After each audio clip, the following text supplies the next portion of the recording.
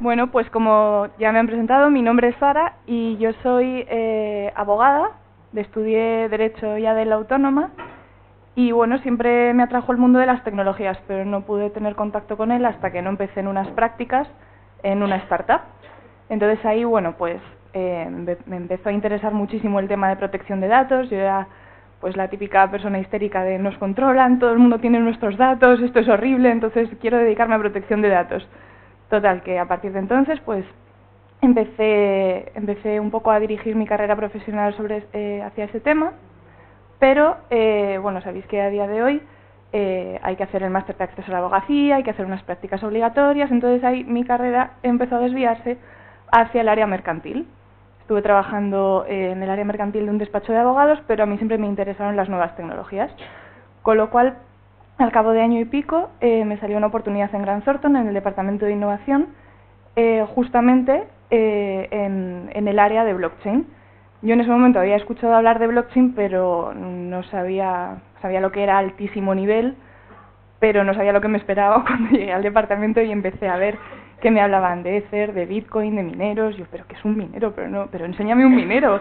Me decían, no, mira, es que es código. Entonces, bueno, a día de hoy a lo que me dedico principalmente es a analizar, dentro de los proyectos está la parte funcional que define los requisitos del proyecto y luego la parte técnica que lo desarrolla. Pues dentro de la parte funcional tenemos un área que se dedica a analizar pues las implicaciones legales que los proyectos pueden tener, y en esa área es donde estoy yo. Entonces, bueno, muchas veces soy un poco aguafiestas porque a la gente le encanta blockchain, quiere hacer cosas súper chulas con blockchain, pero no todo lo que se quiere hacer muchas veces es legal. Entonces, bueno, ahora os voy a explicar si consigo que esto funcione.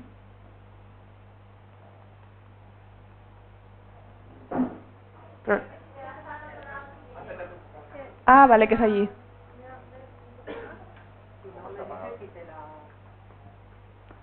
Un pequeño problema técnico. ¿Ahora? No. Bueno, si no lo paso desde aquí, no pasa nada.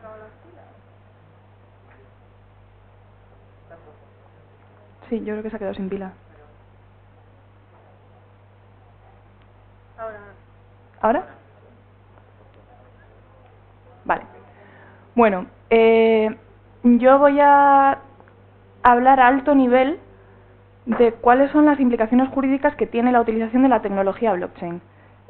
Quiero que os quedéis con 4 ideas y luego si surgen preguntas pues las resolvemos. Lo que tenemos que tener en cuenta cuando hablamos de blockchain es que es una tecnología que todavía está en proceso de maduración y las implicaciones jurídicas nos van a venir siempre por dos lados. En primer lugar, por las propias características que tiene la tecnología. Sabéis que es una tecnología de registro distribuido, hay diferentes nodos que replican información. Es una tecnología además que provoca que todo lo que se registre en ella sea inmutable, lo cual pues tiene muchas implicaciones a nivel de protección de datos.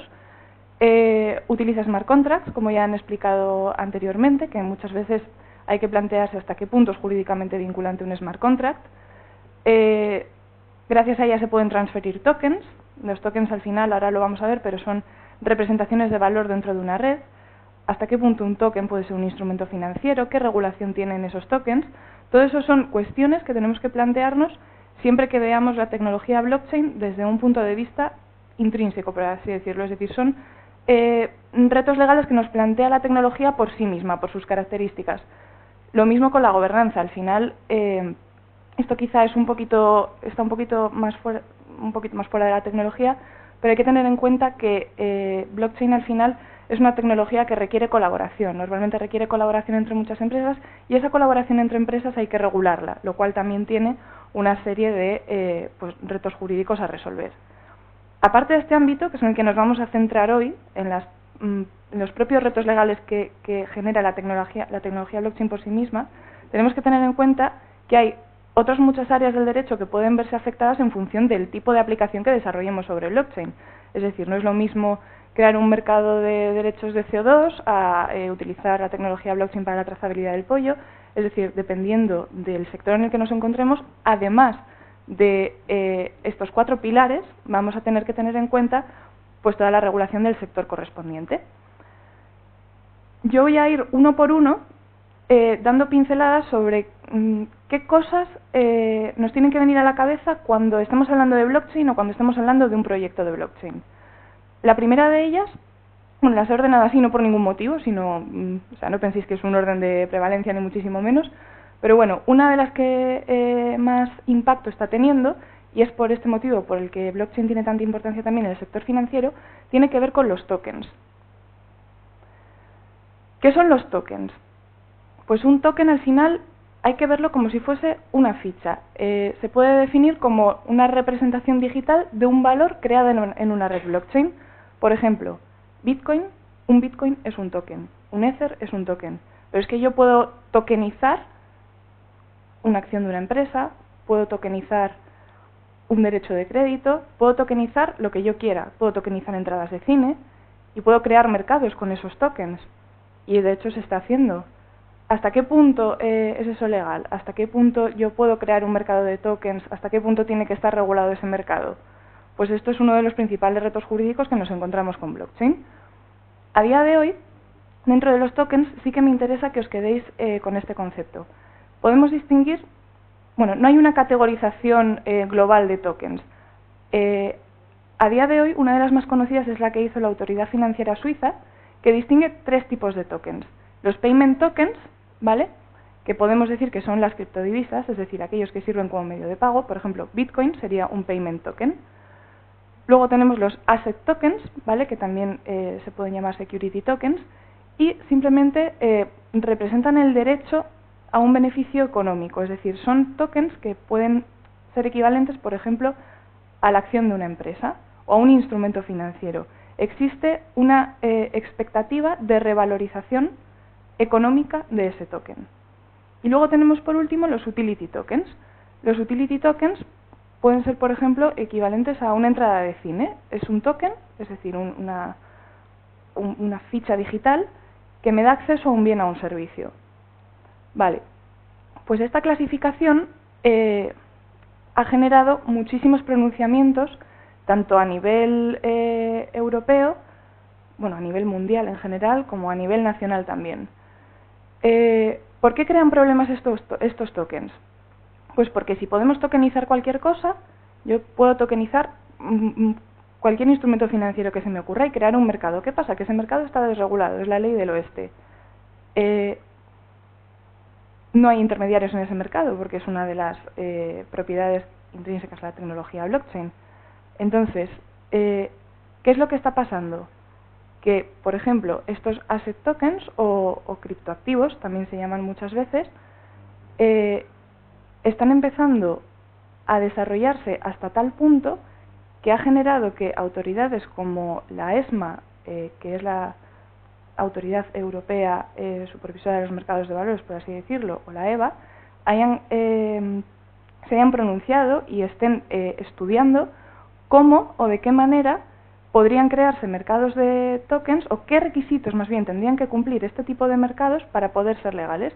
Yo os recomiendo, no sé si hay algún abogado o alguien que le interese el tema legal en la sala, pero bueno, si os interesa, hay un pronunciamiento que es bastante interesante, que salió además el día 9 de enero de 2019, que precisamente habla sobre qué requisitos tendrían que tener estos asset tokens y estos mercados. ¿Qué otros problemas generan los tokens? Pues un problema clásico del que se ha hablado muchísimo, que es el tema de blanqueo de capitales. ¿Por qué motivo? Pues esto viene sobre todo del lado de las criptomonedas.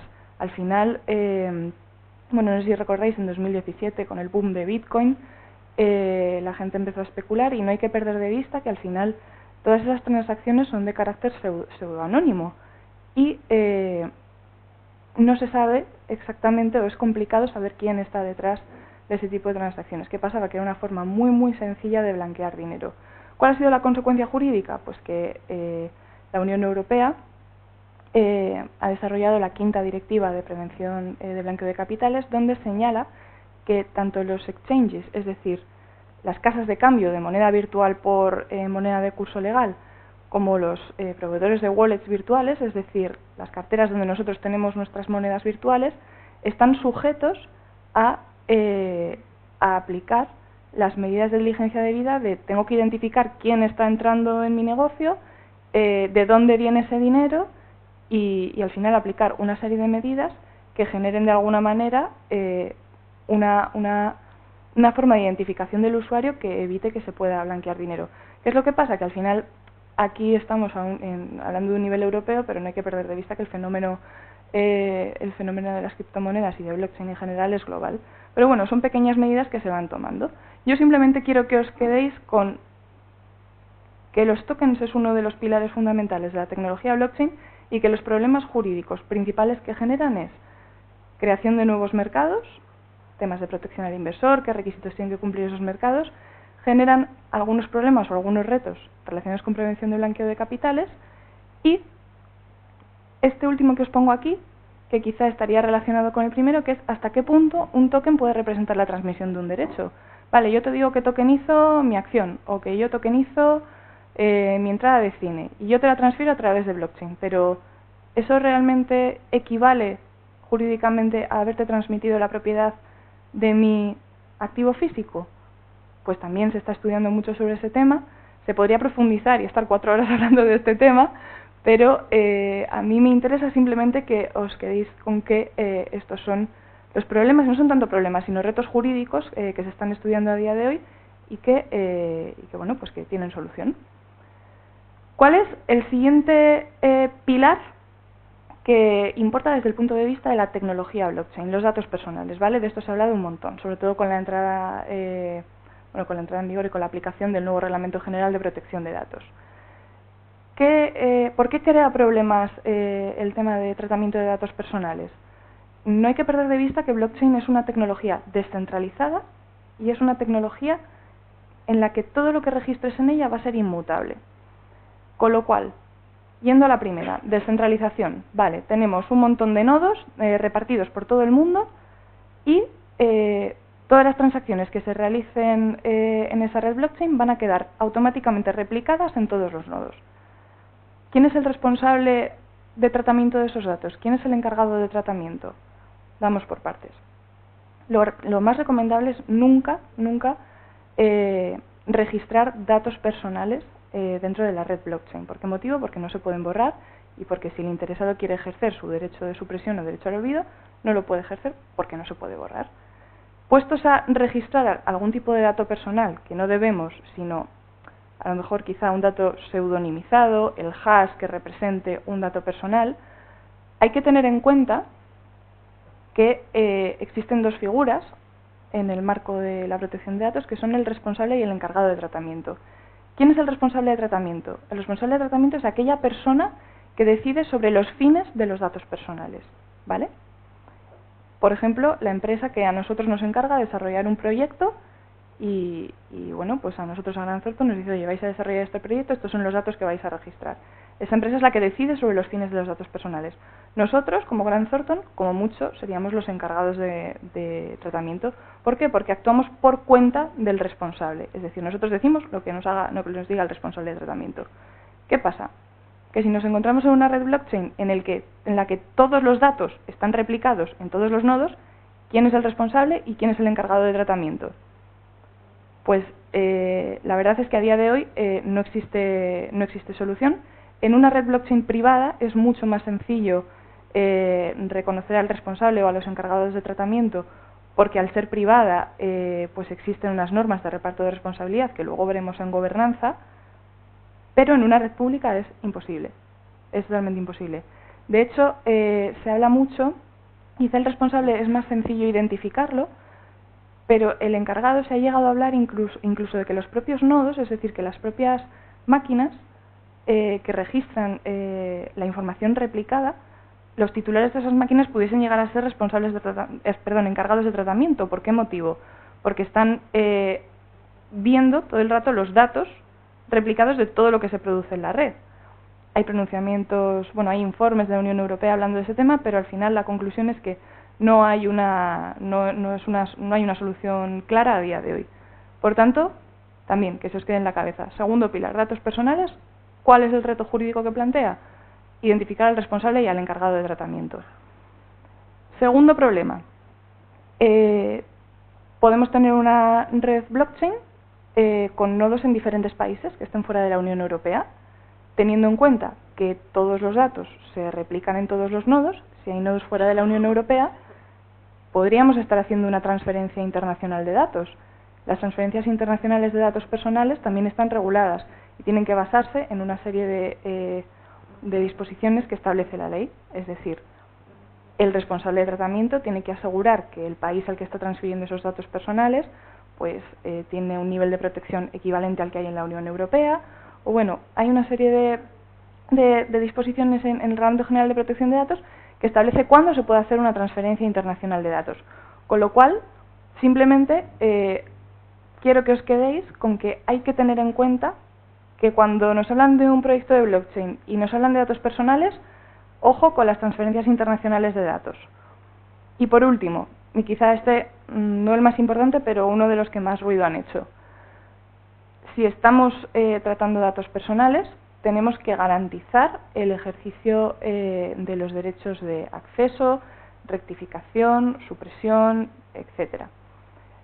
El derecho que más problemas plantea dentro de una red blockchain es el derecho de supresión. ¿Por qué? Porque estamos diciendo que no se puede borrar nada. Por ese motivo recomendamos no registrar ningún dato personal en blockchain. Pero ¿qué es lo que pasa? Que muchas veces registramos hashes de datos personales y, en cierta medida, si empezamos a realizar transacciones con datos pseudonimizados, es decir, no con el dato personal en sí, sino pues con un hash del dato personal, pero siempre se utilizan los mismos hashes, al final es muy probable que pueda existir vinculabilidad en los datos y que tú puedas inferir comportamientos del interesado visualizando la información que hay en la red, con lo cual eso genera un problema. ¿Qué es lo que se recomienda?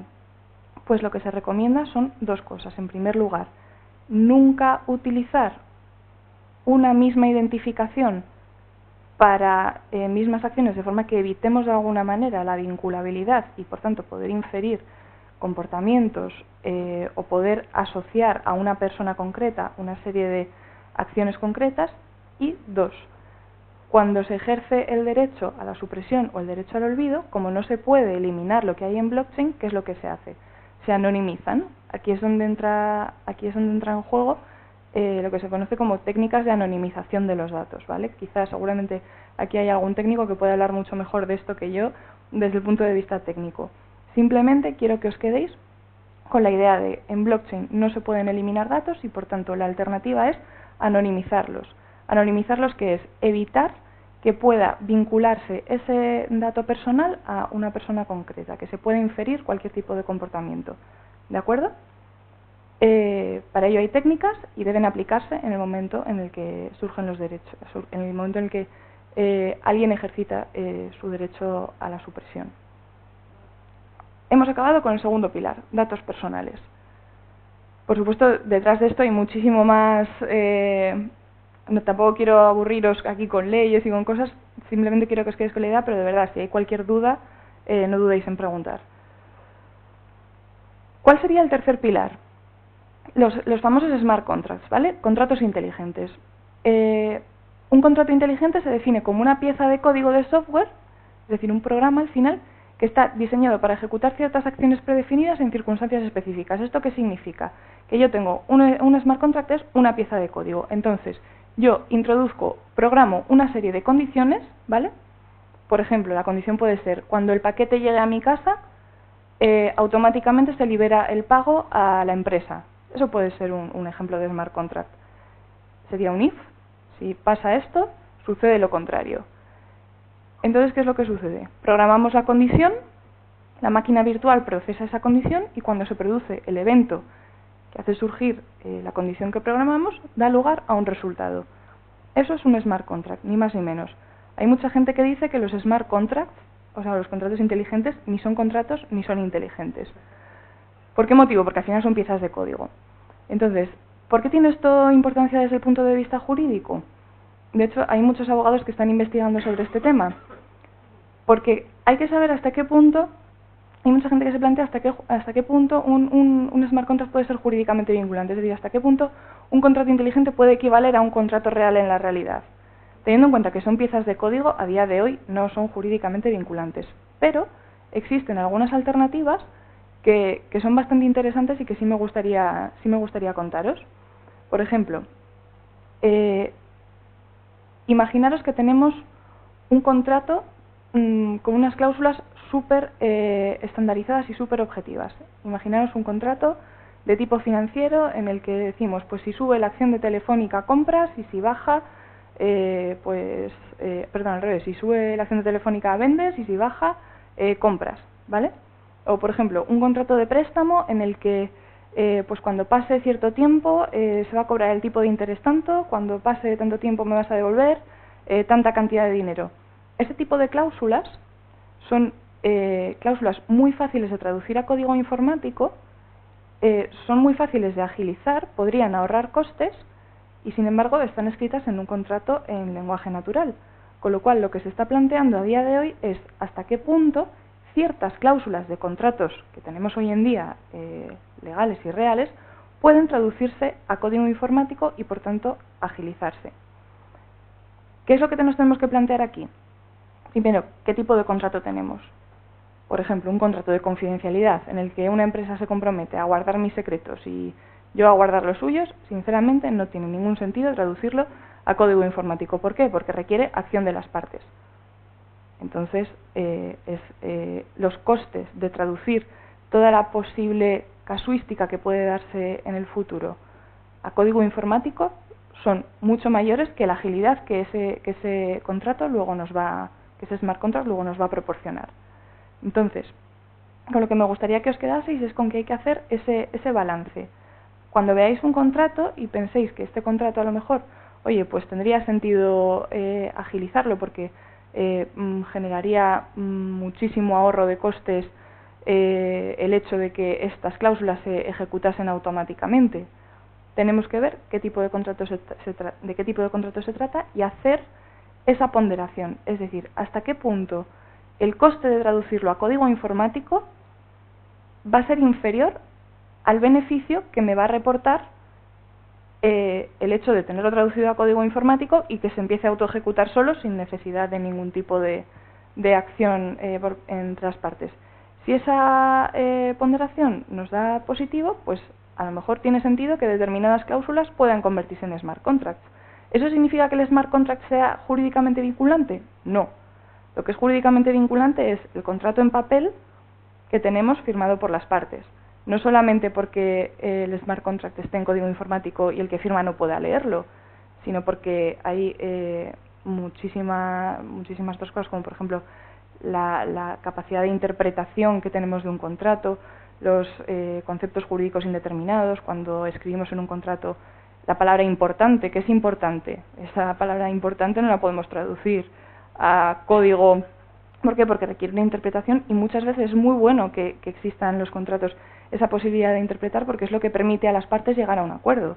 Si todo fuese absolutamente objetivable y rígido, sería muy complicado en algunos casos que dos partes llegasen a un acuerdo concreto. A veces a propósito se dejan cláusulas abiertas o cláusulas interpretables de forma que las partes digan, bueno, ya veremos si se produce este caso, ya veremos lo que hacemos, de momento lo dejamos abierto ahí. Y al final las partes firman. Si todo está súper estandarizado, muchas veces es incluso más ineficiente. Pero bueno, volviendo al tema de smart contracts, haríamos esa ponderación. ¿Qué casos se están dando a día de hoy? A día de hoy hay algunos proyectos que a lo que se están dedicando es a desarrollar modelos de template, es decir, plantillas en las que nosotros tenemos nuestro contrato escrito en lenguaje natural, pero esas cláusulas están vinculadas a una red blockchain y en el momento en el que nosotros rellenamos esa plantilla de contrato con nuestros datos y con lo que queremos y con lo que quiere la otra parte, automáticamente pueden autoejecutarse esas cláusulas. Son bastante interesantes y bueno, yo os animo a que os metáis en la página web. Se me ocurre ahora mismo, por ejemplo, OpenLaw, como ley en inglés. Es un proyecto bastante interesante y que justamente pues se dedica a temas de plantillas de contratos basados en smart contracts. ¿Cuál es la conclusión entonces? Pues que estos contratos inteligentes van a ser jurídicamente vinculantes en la medida en que lo sean el contrato legal al que representan. Sin embargo, es cierto que el Banco Central Europeo hace ya tiempo, en una comunicación en la que hablaba sobre tecnología blockchain, sí que decía que aunque los contratos inteligentes no sean jurídicamente vinculantes por sí mismos, sí que es posible que puedan probar la existencia de que existía una relación jurídica entre las partes o la existencia de ciertos términos del contrato, por ejemplo, el precio. Imaginaros que la cláusula del contrato legal que hemos traducido a smart contract es el precio. El precio se pagará tal día en las siguientes condiciones, ¿vale? Y eso es lo que se automatiza. Pues eso puede servir como prueba de que, oye, efectivamente, estas partes habían acordado este precio para la prestación de este servicio, pongo por caso, ¿vale? Eso sí que el Banco Central Europeo ha dicho que pues sí que podría servir como prueba. Con lo cual, acabaríamos ya con el tercer pilar que crea retos jurídicos desde el punto de vista de la tecnología blockchain por sí misma. Y pasaríamos quizá a uno de los que más quebraderos de cabeza trae, que es el tema de la gobernanza. Al final no podemos perder de vista que la tecnología blockchain es una tecnología colaborativa. Normalmente tiene sentido cuando hay diferentes actores dentro de la red, cuando hay diferentes empresas que quieren de alguna manera compartir cierta información o realizar ciertas transacciones. ¿Cuál es la figura que se está utilizando a día de hoy? Los consorcios. En España, por ejemplo, tenemos el consorcio Alastria, no sé si os suena. Es un consorcio multisectorial en el que hay involucradas empresas de muchísimos sectores. Y, claro, esto necesita un modelo de gobernanza, porque al final pues todo el mundo quiere desarrollar su caso de uso, o todo el mundo quiere opinar, como es lógico, y bueno, pues tiene que haber una serie de reglas. ¿Qué claves tenemos que tener en cuenta dentro de un modelo de gobernanza de una plataforma blockchain? Porque hay que tener en cuenta que no solamente hay que ponerse de acuerdo para desarrollar el proyecto, oye, es que luego vamos a tener una plataforma en la que todos vamos a colaborar. Entonces, ahí tiene que haber una serie de reglas. Desde mi punto de vista, quizá estos serían los pilares del modelo de gobernanza. Tendría que haber siempre unas políticas tanto de buen uso de la plataforma como de buen gobierno de la plataforma. Tiene que haber un modelo de organización, es decir, cuántos nodos va a haber, cuántos nodos va a tener cada empresa. Hablo de empresas porque normalmente este tipo de redes se suelen hacer a nivel empresarial. ¿Quiénes van a ser los responsables del mantenimiento de esos nodos? ¿Cómo se van a reportar los errores? ¿Vale? El modelo de gestión, ¿cómo se va a gestionar? O sea, ¿cómo va a funcionar la plataforma? A nivel funcional, ya no a nivel técnico, sino qué información vamos a compartir, cómo se va a compartir esa información, hasta qué punto va a llegar. Modelo de mantenimiento y soporte, ¿quién va a mantener esa plataforma? ¿Cuánto dinero nos va a costar? ¿Cómo se van a repartir los costes? Y por último, una serie de órganos colegiados que quizá podrían estar por encima de todo, que serían como el gobierno de la plataforma desde arriba. Es decir, pues en el caso de que en el modelo de organización en el que pues existen una serie de responsables de supervisión de la plataforma no se pongan de acuerdo o tengan algo que reportar, pues quizá lo reportarían a un órgano colegiado donde estuviesen representados todas las partes que forman parte de la red, y ahí podrían tomarse decisiones. Estos órganos colegiados pues pueden subir en pirámide hasta donde queramos, ¿vale? Entonces esto sería un ejemplo de modelo de gobernanza para una plataforma. ¿Con qué quiero yo que os quedéis? Con que uno de los retos jurídicos que plantea la tecnología blockchain es que cuando hablamos de un modelo descentralizado donde participan muchas empresas, hay que ponerse de acuerdo a nivel reparto de responsabilidad. Por ejemplo, lo que hablábamos antes de la trazabilidad del pollo. ¿Por qué es importante que exista trazabilidad de alimentos? Porque muchas veces, si se ha producido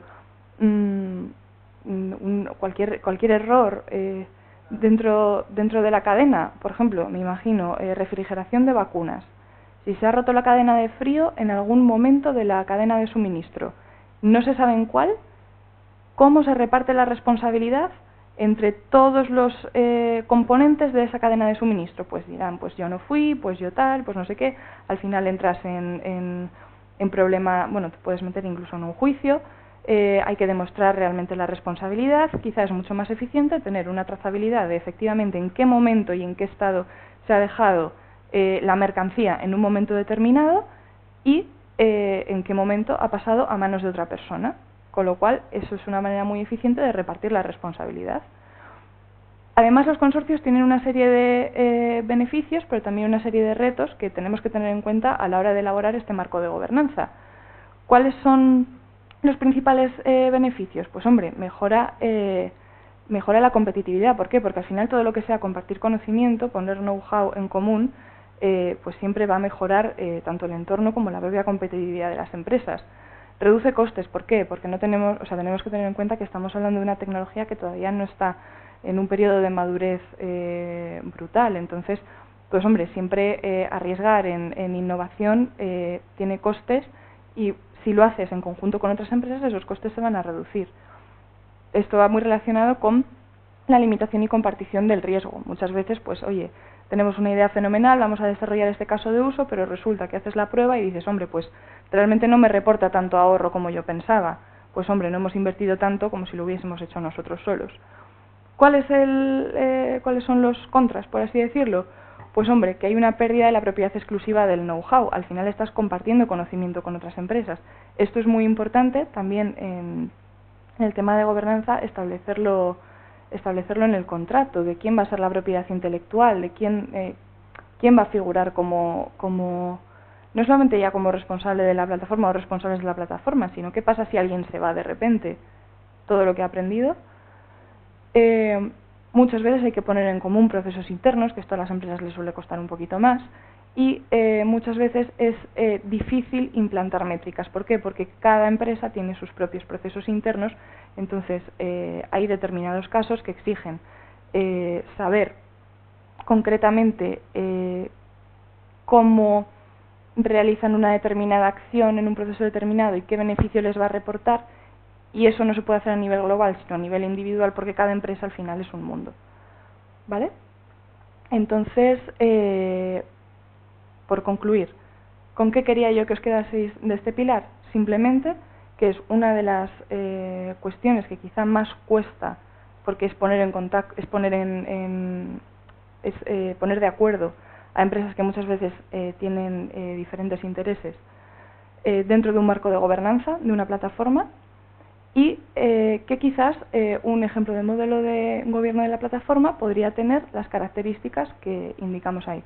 Eso no significa que dependiendo, claro, aquí cada caso es un mundo, dependiendo de si pues estamos en un consorcio de empresas multisectoriales, donde quizá los intereses no están tan alineados, pues quizás el modelo de gobernanza tiene que ser mucho más reforzado que en un consorcio de un sector concreto, por ejemplo el sector financiero, pongo por casos, en el que ya de entrada, pues hombre, más o menos los objetivos suelen ser los mismos. Otra cosa es que luego haya diferencias de opinión en pues, cómo desarrollar el caso de uso y cómo repartir la responsabilidad dentro de la plataforma, pero ahí los intereses quizá están más alineados. Y bueno, por mi parte estas son las 4 pinceladas que quería dar. Espero no haberos aburrido mucho, que os haya sido útil, y cualquier duda, pregunta, comentario, sentíos completamente libres, tanto ahora como luego más tarde si queréis. Y nada, que muchísimas gracias por vuestra atención.